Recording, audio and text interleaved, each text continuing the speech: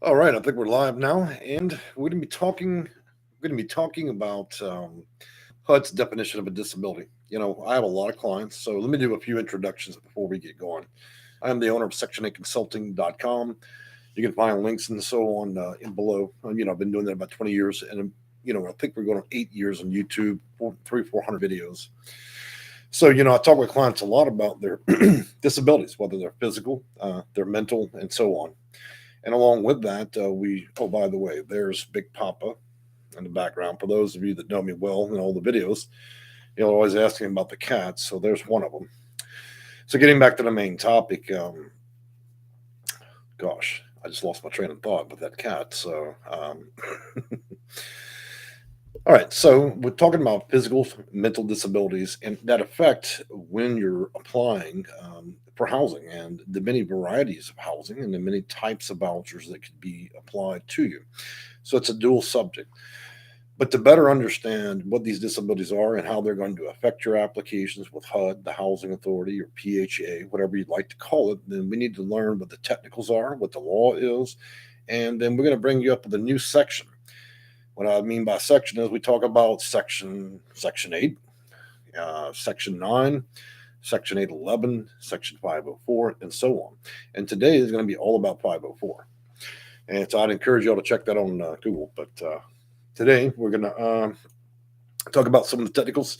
So, what is Section 504? The answer to that would be the Rehabilitation Act of 1973, which is a federal law that's codified as 29 USC 794, and it prohibits discrimination on the basis of disability in federally assisted programs or activities. Specifically, Section 504 states that no other qualified individual with a disability in the United States shall solely by reason of her or his disability be excluded from participation in or be denied benefits or be subjugated to or discrimination under any program, service, activity receiving federal financial assistance or any other program or activity conducted by an executive agency or the United States Postal Service. I really don't see how they have a whole great deal to do with it, but this means that under the program or activity conducted by any executive agency that prohibits discrimination.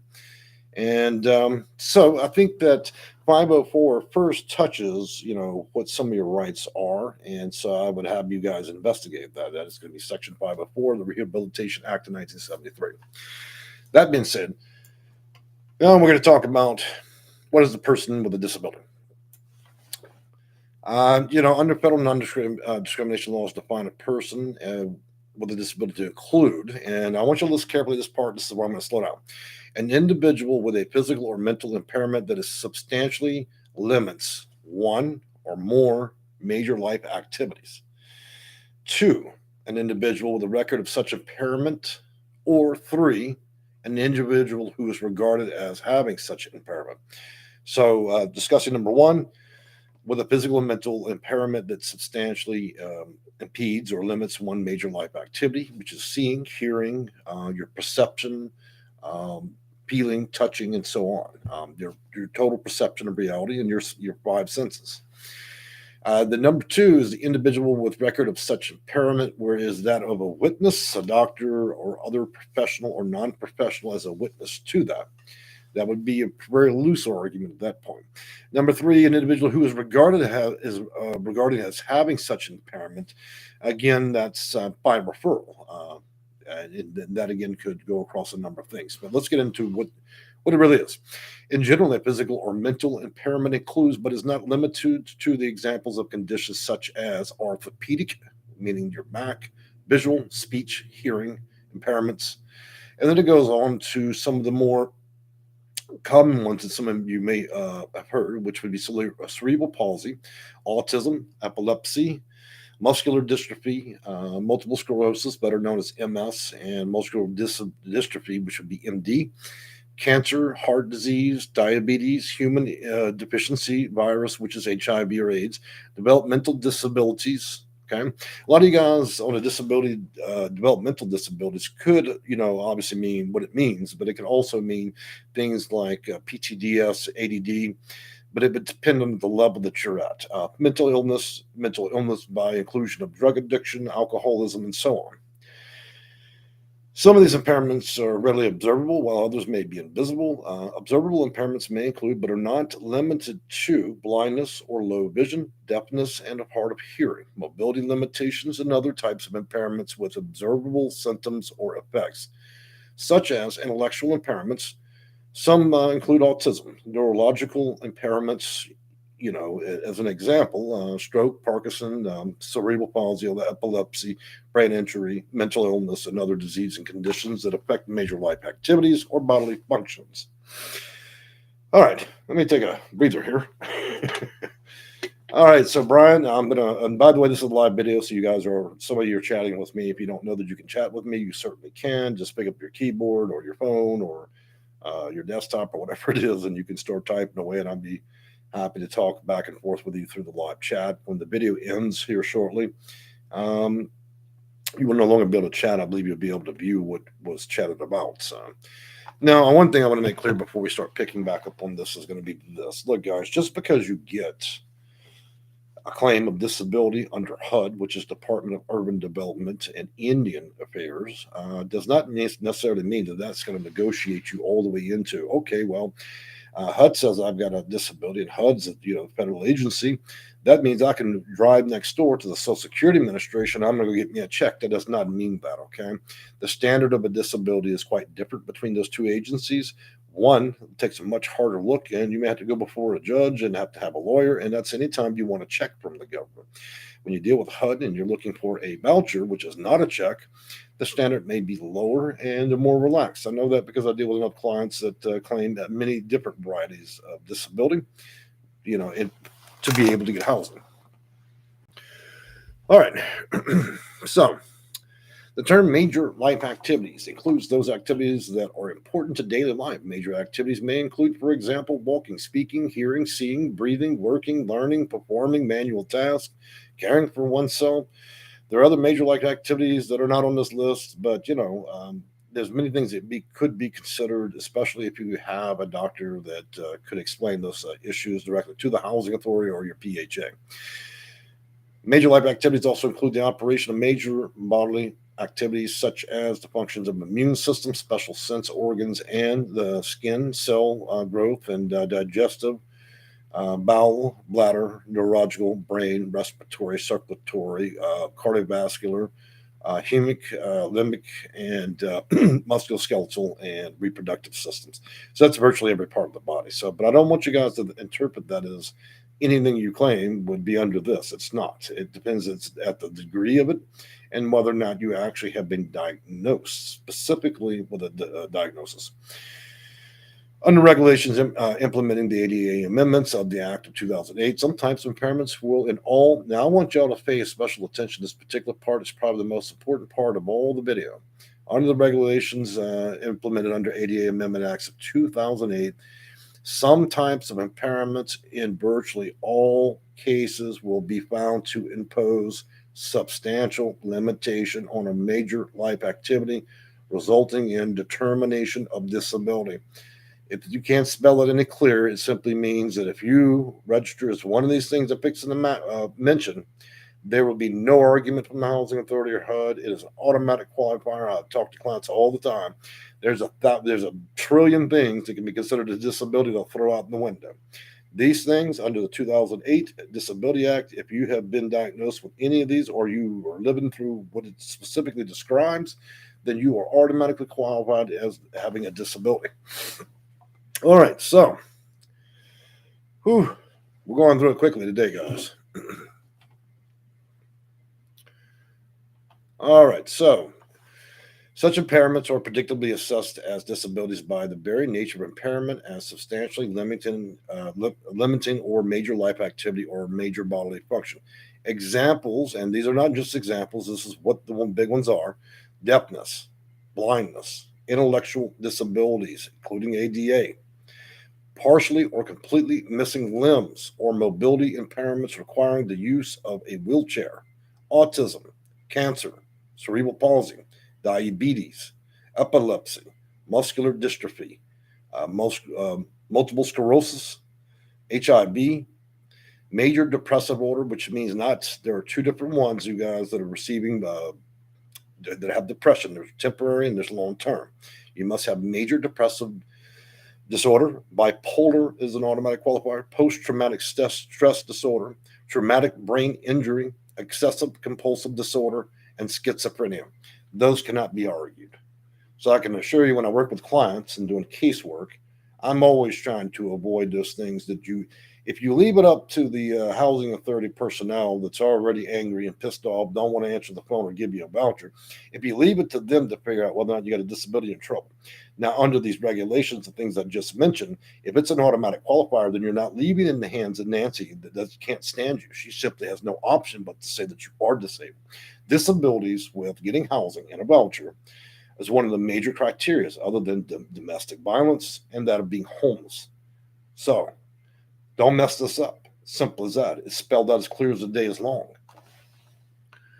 So there are rights for persons with disabilities and federally assisted housing program. Federal law makes it legal for otherwise qualified individuals with a disability to solely because of her or his disability to be excluded from participation in denying, notice the word denied, the benefit or be subjected to discrimination under any program or activity receiving federal funding assistance. Any individual with a disability who is otherwise qualified for the program, service, activity is covered under Section 504. In other words, guys, if you have a pre-qualifier and they're jacking you around at the housing authority about this, they are denying your right under Section 504. That is not a joke, and they can be sued for that. And I don't mean in city court or small claims. This is when the feds take the matter up. Type in lawsuit, put in the word lawsuit, housing authority. You will see a ramshackle of hundreds of pages on Google where HUD is actually going after housing authorities time after time. Problem is, a lot of you guys don't know how to practice your rights. You don't have a fine understanding of your rights, and you have not been apprised of your rights. And so you battle with this. And you let Nancy and Bob and whoever else works at the housing authority just tell you any old shit they want, and then you buy it and you hang up and you just accept the concept that you should just be treated like a $2 trick on 3rd Street. That is the reality with dealing with housing authorities, and it's only become much more fantastic through the pandemic because now the worst actors in most of these housing authorities are the people that control the phone. Now, if anybody knows of a housing authority you've called recently that's handing out tea and crumpets and praying over you, please let me know. I don't know of any that exists. In most cases, it's a very adversarial conversation. They do not want to answer your questions. They are not required under federal law to teach you anything, and they're certainly not going to help you file a complaint against them. Thus, that's why people like myself exist, because if I didn't tell you, a lot of you certainly would never find it roaming around the halls of Google and YouTube. All right, so I think I'm going to stop there because we need to have a common conversation about this and disability. Look, guys, in most cases, most of you experience some type of related issue to yourself, a senior in the home, even your children. It only requires one person in the household to qualify for, this disability. And again, this is just for HUD. And so if you've got anything going on with you, this should be a primary part of your application unless you want to mess it up. So I'm going to answer a few questions here. It looks like we don't have that many commenters. That's okay. Marie Clay, this is more of my topic. I have 2 young boys with autism under the age of 5. Will be able to apply, but I'm also staying with YMCA and PA. Okay. I did apply HOC in Maryland about a month ago. And then it goes on to.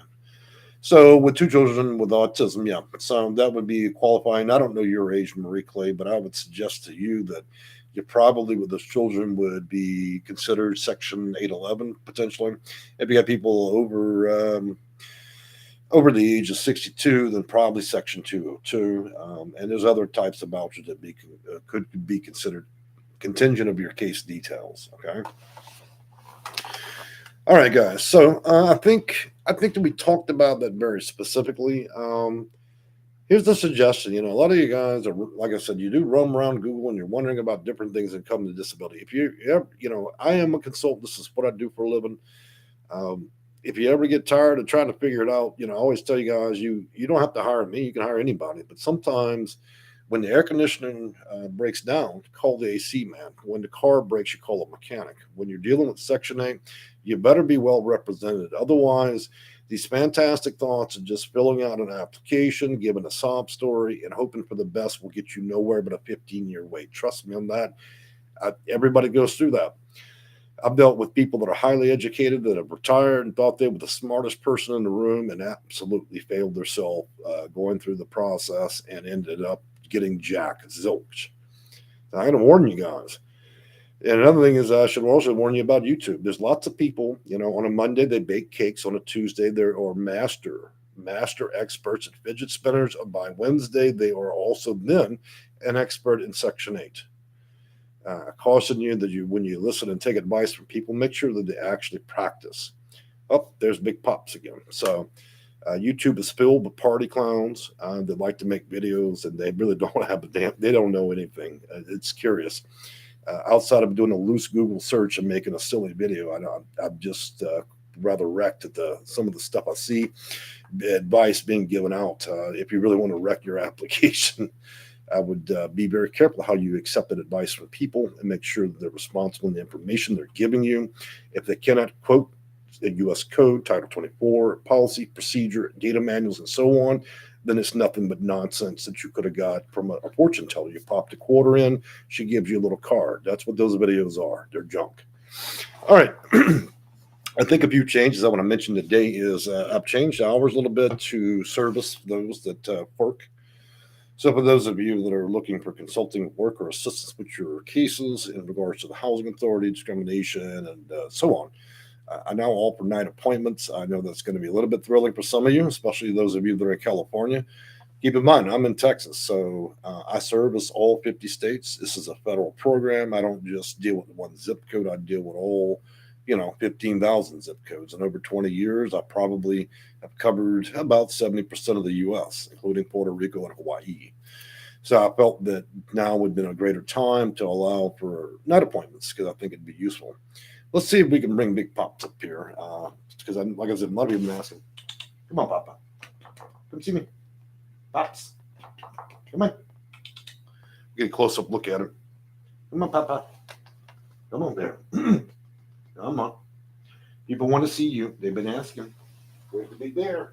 No. He's going in the vet. He's a big old one.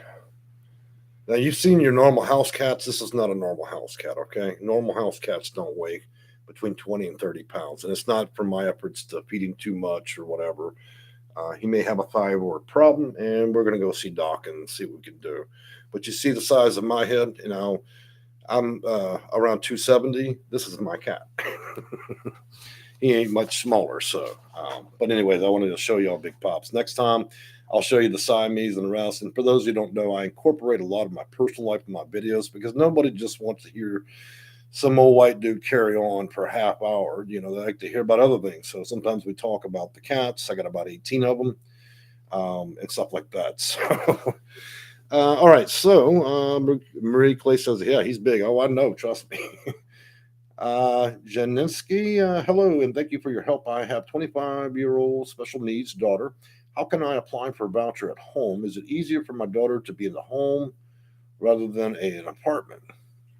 Well, you know what's best for your daughter. You also know the services she receives locally in town or her zip code or where you guys live. So you have to really figure out what the best situation with her disability to match. Now, as far as the application process, housing authorities generally have two. One's a pre-application. That's where they qualify to see whether or not you actually work or live in town or you receive your benefits, Social Security, from that county. And then the second aspect they're usually going to be looking for is about income levels, because this is not an absolute welfare program. So they do require to have some type of income or fixed income or Social Security check. So they want to see whether or not you're going to be low income, extreme low income, or very low income. And depending on income levels, does give you priority. You get a little boost for living in the county rather than living somewhere out in a tropical island. After pre-application, you go into a primary application, and that's where they ask the more serious questions. I advise most people to actually get with somebody that actually understands which priorities you'd want to be signing up for, because some of those, whether you check them or don't check them, could end up costing you 5 or 10 years of your life. A simple swing of the pen could mess you up for a very long time. And make no mistake, this is a pandemic in which we've watched go now for almost 3 years. And pre-pandemic, the system was already under strain. We had a pandemic, then we evicted about 40 million people in the nation. So now you're competing with 500% more people. There are no room for error. There is no room for any mistakes. And as I mentioned, many clients, just because you have a terrible job and believe that you're entitled to a voucher doesn't mean you're going to get one. You got to have a lot of priorities. And if you don't really know what those priorities are and how they equate to your application, then you're going to get wrecked fast because you're going to start waiting in 2022 and somewhere in 2035, they're going to ring your phone after it's been long lost and gone, and then they're going to purge you from the list, and it would have all just been a fantastic dream. So every move you make these days matters, and in some cases, you're able to receive emergency housing vouchers, but magically, emergency housing vouchers are no longer really issued through housing authorities. They're actually issued through a different entity, and most of you don't even know how to do that. And let me tell you another thing: housing authorities are not the same everywhere you go, and they're not the same in each state. In fact, I would suggest to you their policies and procedures and how they handle their business. There's one housing authority for every county, and that housing authority for each county can operate slightly different, and some have vast differences. So just because you take advice from an expert in one part of the nation in one little old tiny county doesn't mean that he knows jack about the rest of the country or the other 5,500 counties. That's why I practice across the nation. You're useless. Your advice is absolute toilet water if you're not going to practice the whole country. So you see a lot of articles written on Google, and you see people give advice. That advice is based on them dealing with one housing authority and one horse town, and probably 5 or 6 years ago, and it's useless advice. It means nothing to the housing authority in your town and your county. How do I know this? Because they have operation procedure man, thousands of them, and each one represents a different housing authority, and they do quite different. As the economics, the people in the area that live there, that's when they change things. So every application will always be different. Just to bring that up as a way to help you guys kind of wrap your mind around this, there is not a one fix all. There's not one answer that solves it all. That's why I've spent so long with this.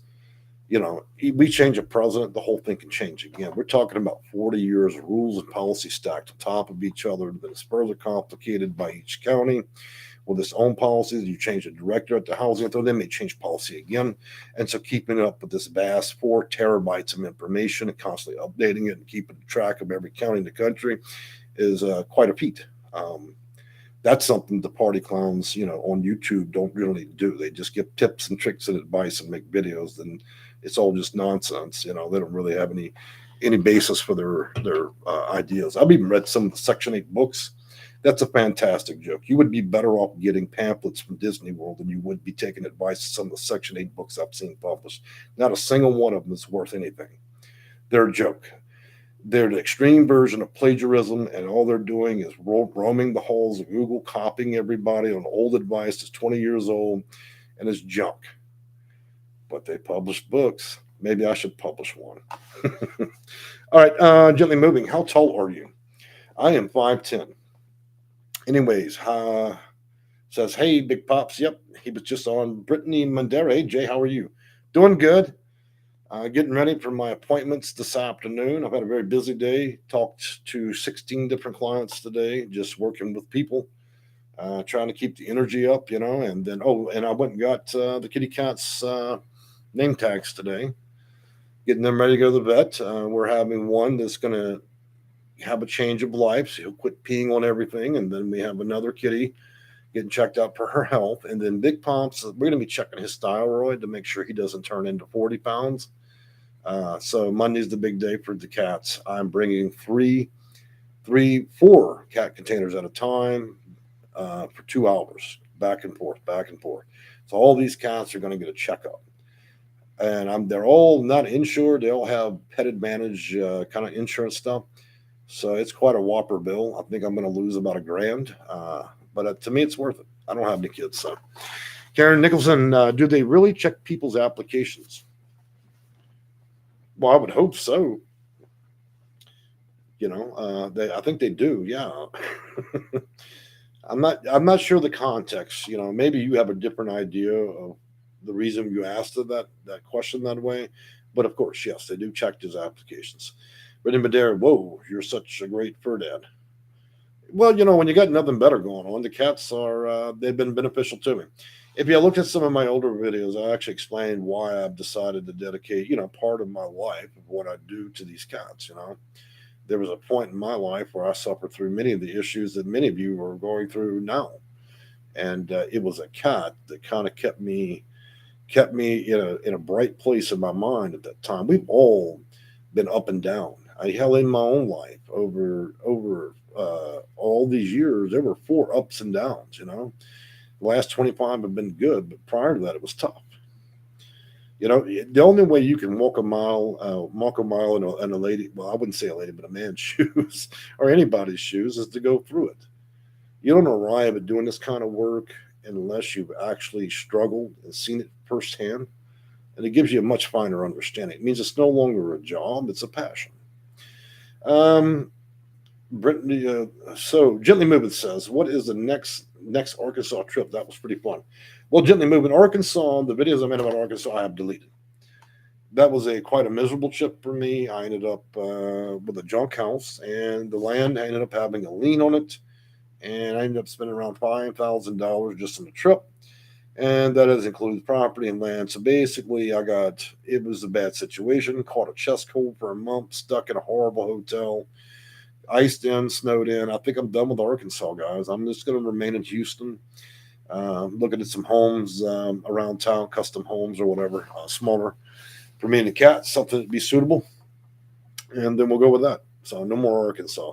I'm sorry, guys. I can do city. I can do rural. Well, no, I can do city. I can do suburbs, but I'm not a country boy. I am not a farm boy, and I'm definitely not rural and or extreme. So I've tried that. It doesn't work for me. I like to have 95 stores per block, and so Arkansas doesn't serve that purpose for me. Living in the middle of the woods and drawing my water out of a river is really not for me.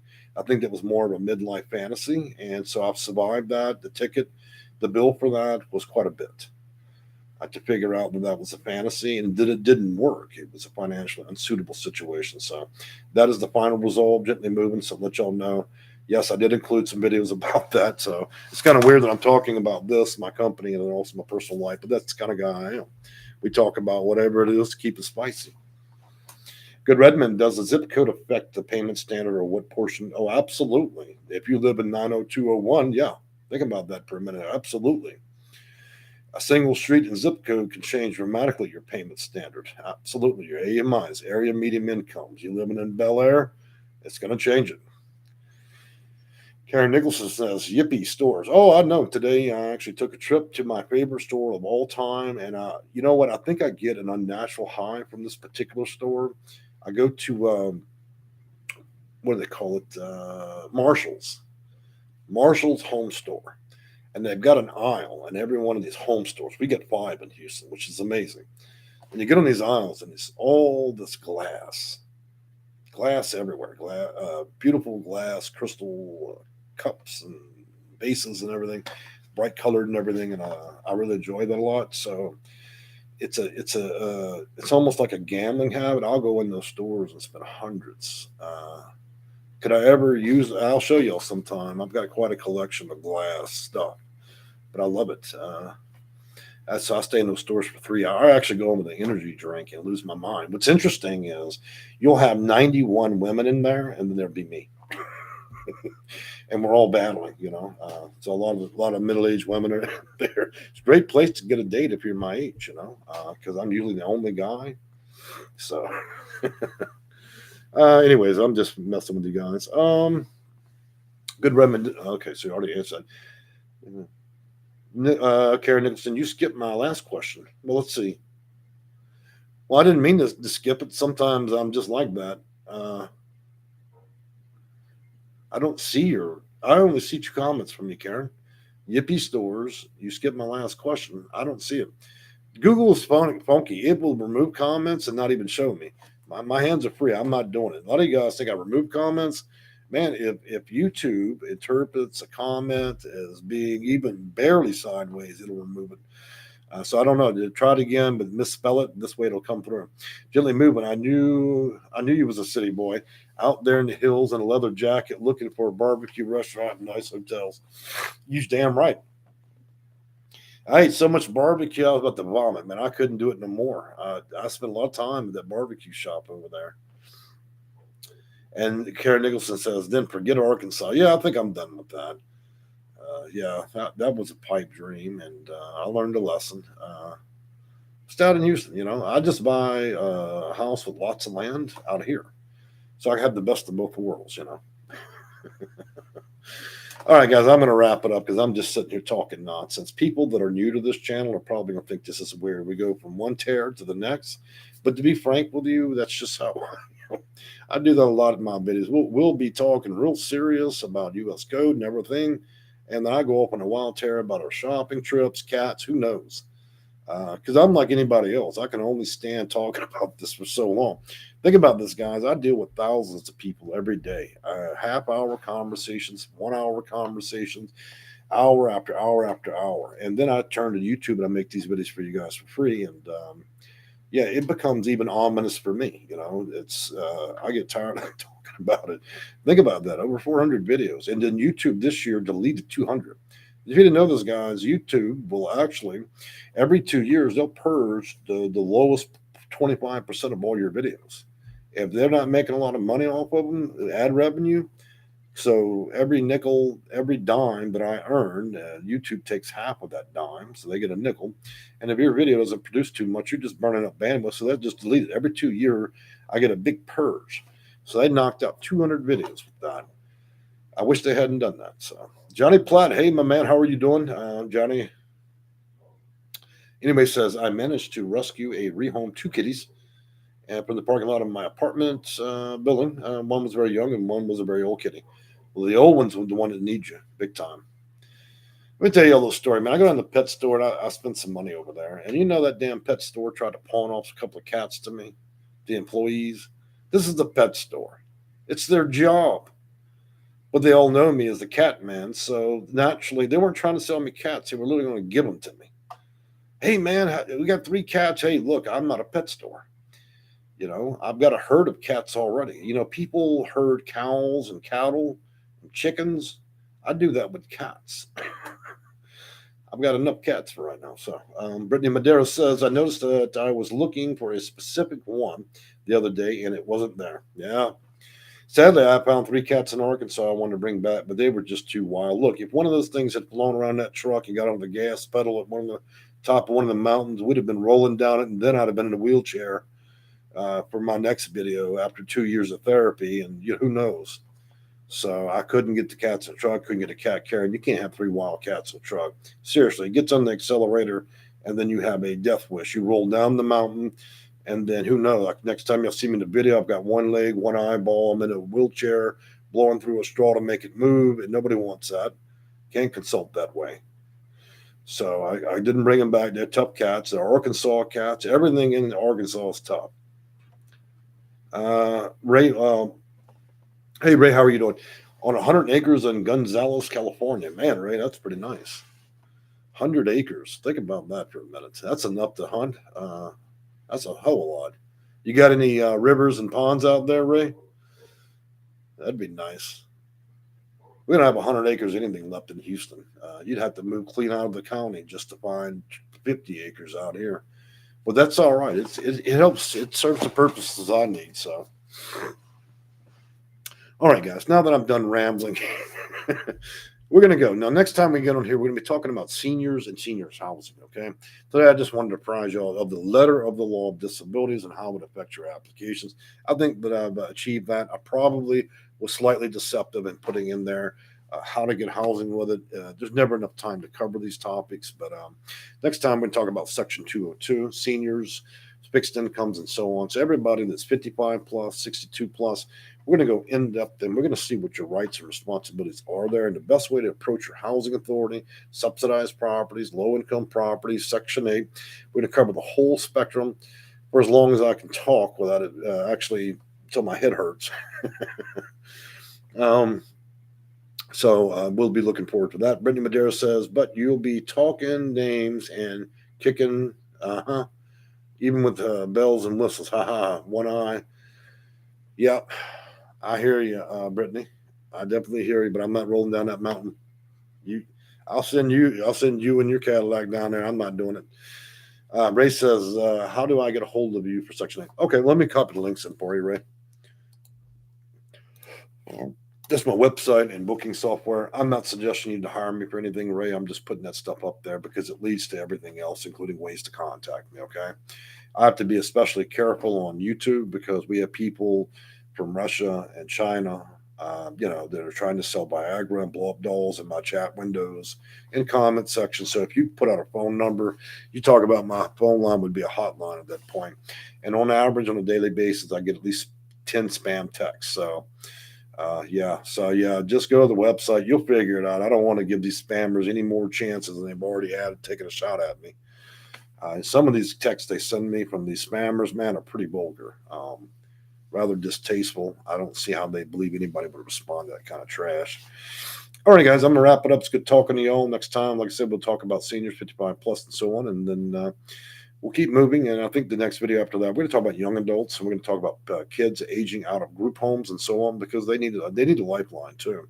These kids are often in different care facilities and so on, and they age out. And since they don't have parents that give a damn about them, they don't have a car or anything. They're just kicked out with a trash bag as if they're homeless people. And so they're given the most harsh circumstances from the day that they're, born all the way to the point when they're thrown out the door like trash.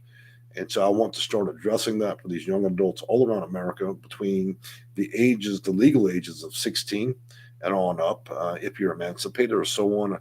There are different laws approaching that, but I think that it's time that we start housing some of these kids that are teens and young adults to give them a chance. I'm not suggesting they remain part of the program as something permanent, but I think that they need that boost, especially when they don't have a mom and dad to fund anything. Could you imagine that being put out with nothing? I guess a lot of people were in the old days. So, all right, Mr. Ray, we'll talk to you later. Ida Samuels, hello. You're Miss Samuels. You're at the very end of my rambling video.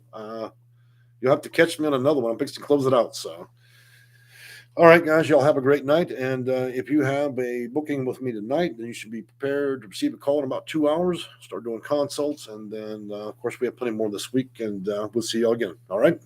Bye.